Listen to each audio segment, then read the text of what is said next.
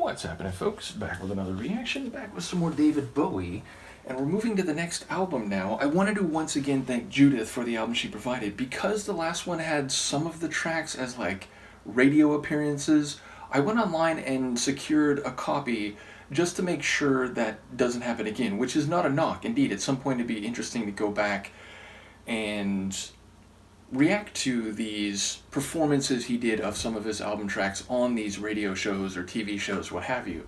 But for the time being, I'll try to go through the proper studio albums. But as I said, big thank you to Judith and to all the folks who've been commenting along this Bowie journey. And the next album in the listing, which I did go procure another copy of, is The Man Who Sold the World, 1972. And the first track is The Width of a Circle. Is it of a circle or the circle? Yeah, it's of a circle, which like fundamentally means we're talking about the diameter. I don't necessarily expect us to be in the realm of geometry, but maybe visually or conceptually as a metaphor or as a deeper fundamental meaning about, you know, interpersonal affairs, humanity, what have you. So let's give it a listen and see what I can catch. This is David Bowie. The track is The Width of a Circle, and it's from his 1972 album, The Man Who Sold the World.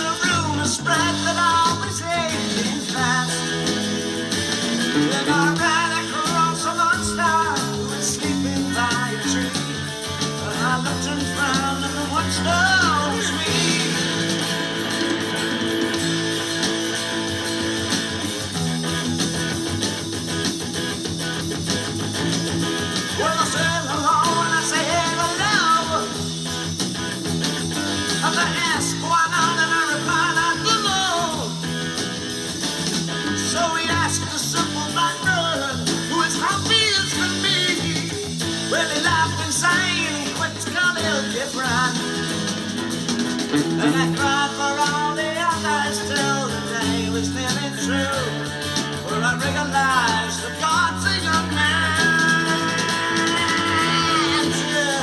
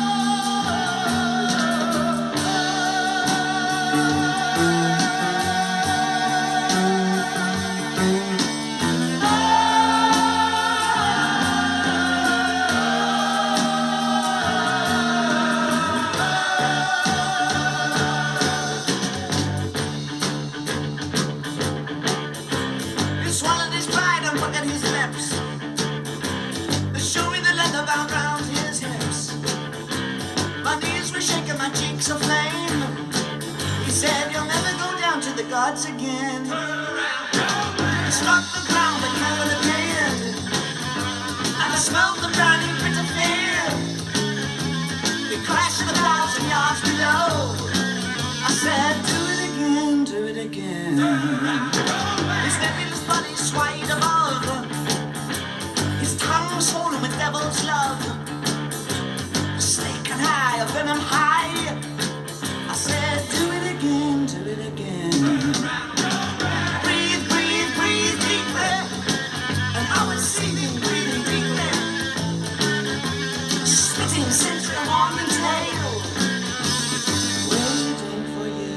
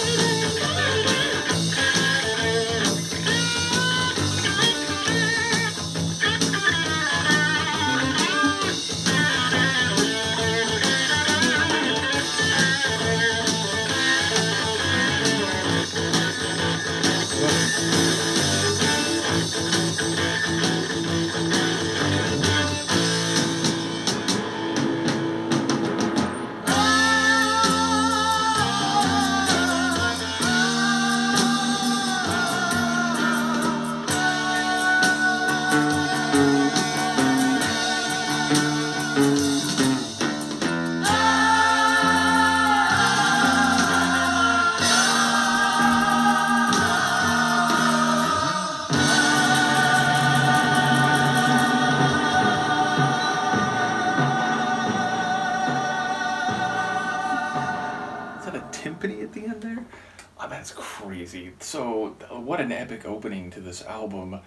I'll try to comment on the sonics, because I have more clear things to say about that. I did catch some of the lines, but I'm not sure how they stitch together, and it felt like what I thought was going on lyrically at the beginning seemed to be very different from what was happening at the end.